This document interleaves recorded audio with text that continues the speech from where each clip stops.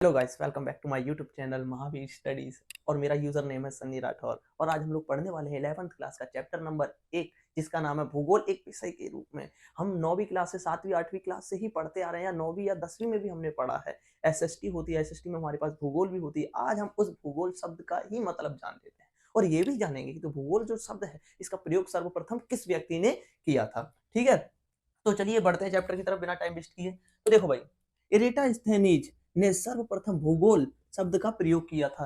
यानी कि एक व्यक्ति था जिसका क्या नाम था, इरेटास्थेनीज था। इस व्यक्ति ने क्या किया था, भूगोल शब्द का सबसे पहले प्रयोग किया था, इस्तेमाल किया था। अब भाई ये जो भूगोल शब्द है इसका मतलब क्या होता है, तो भाई जो भूगोल शब्द होता है ये दो शब्दों से मिलकर के बना है, जियो और प्लस ग्राफिक्स। यानी कि जियो का अर्थ होता है वर्णन और उसका ग्राफिक का अर्थ होता है पृथ्वी, सॉरी, है ना। तो यानी कि इसका मतलब हो गया पृथ्वी का वर्णन करना। ठीक है, ये भूगोल शब्द कहलाता है। अब देख लीजिए, पढ़ लीजिए क्या होता है। ग्रीक भाषा के दो शब्द जियो और ग्राफिक्स से मिलकर के बने हैं। तो भाई जो जियो होता है, जियो, इसका मतलब क्या होता है, जियो यानी कि ज्योग्राफी, यानी कि पूरा पूरा भूगोल। ठीक है, यानी कि पृथ्वी। और भाई ग्राफिक्स का क्या मतलब होता है, ग्राफिक्स का अर्थ होता है भाई पढ़ना, किसी भी चीज को पढ़ना यानी कि अध्ययन करना। ठीक है भाई, अब इन दोनों को हम मिला लें तो इसका मतलब क्या निकलता है भाई, इसका मतलब ये निकलता है कि पृथ्वी का अध्ययन करना भूगोल कहलाता है। ठीक है, तो चलिए अब हम आगे बढ़ते हैं। इसका अर्थ क्या निकलता है, पृथ्वी का अध्ययन करना। भौतिक भूगोल का प्राकृतिक भूगोल के साथ प्रत्यक्ष संबंध है। अब भाई जो भौतिक भूगोल होता है उसका प्राकृतिक भूगोल के साथ में प्रत्यक्ष संबंध होता है। कैसे होता है, अब देखिए जान लेते हैं।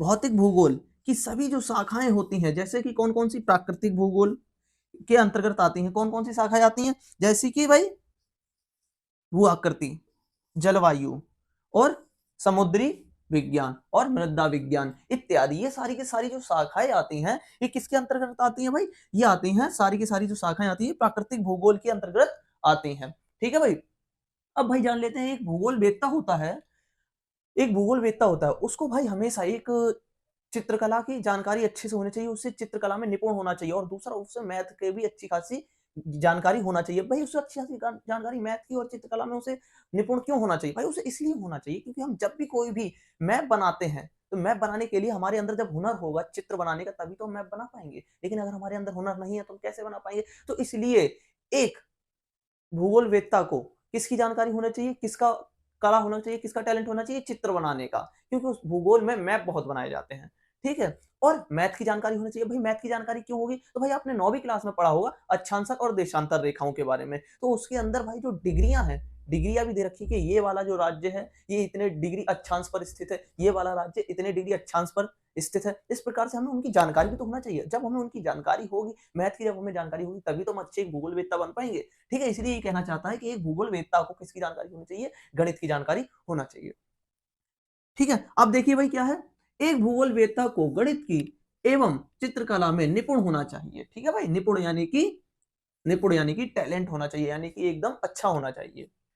अब भाई क्यों होना चाहिए, क्योंकि भूगोल अक्षांश देशांतर का अध्ययन करना पड़ता है भूगोल में। ठीक है भाई, मानचित्र तैयार करने के लिए भी भाई एक कला की आवश्यकता पड़ती है भाई। ठीक है, अब भाई बात करते हैं भूगोल की शाखाओं की। अब भाई ये जो भूगोल होता है इसकी कौन कौन सी शाखाएं हैं, इनके बारे में बात करते हैं। शाखाएं, भूगोल की शाखाएं, ये देखिए मैंने यहाँ पर भी आप लोगों को अभी बताया था, भौतिक भूगोल की सभी जो शाखाएं होती हैं वो प्राकृतिक भूगोल के अंतर्गत आती हैं। ये मैंने कुछ इस प्रकार से बता दिया था, अब इनको यहाँ पर एक्सप्लेन करके पढ़ते हैं। ठीक है, अब भाई जो ये भूगोल की जो शाखाएं होती हैं ये कौन कौन सी शाखाएं होती हैं और इनके कौन कौन से नाम होते हैं और इन शाखाओं के बारे में किसने बताया। तो देखिए सबसे पहले एक होती है क्रमबद्ध भूगोल, क्रमबद्ध भूगोल। ठीक है, दूसरा होता है प्रादेशिक भूगोल। अब भाई जो ये क्रमबद्ध भूगोल होता है इसकी खोज किसने की, इसकी खोज की थी हम्बोल्ट ने। हम्बोल्ट नाम का एक व्यक्ति था, इस व्यक्ति ने क्या किया था, ये क्रमबद्ध जो भूगोल होता है इसकी खोज की थी। ठीक है भाई, अब दूसरा आ जाता है प्रादेशिक भूगोल। अब भाई ये प्रादेशिक भूगोल क्या होता है भाई, प्रादेशिक भूगोल की जो खोज की थी रीटर ने की थी। अब हम नेक्स्ट वाले पार्ट में इन दोनों के बारे में जानेंगे कि इसका अर्थ क्या होता है, इसका अर्थ क्या होता है।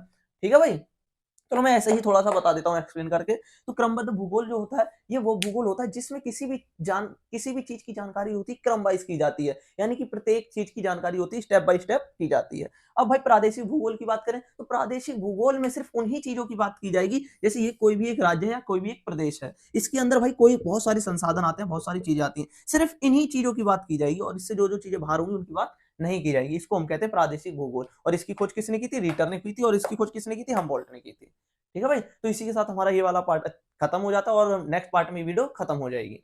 ठीक है भाई, तो तब तक के लिए जय श्री राम। और अगर वीडियो अच्छी लगी है तो लाइक और सब्सक्राइब जरूर करें।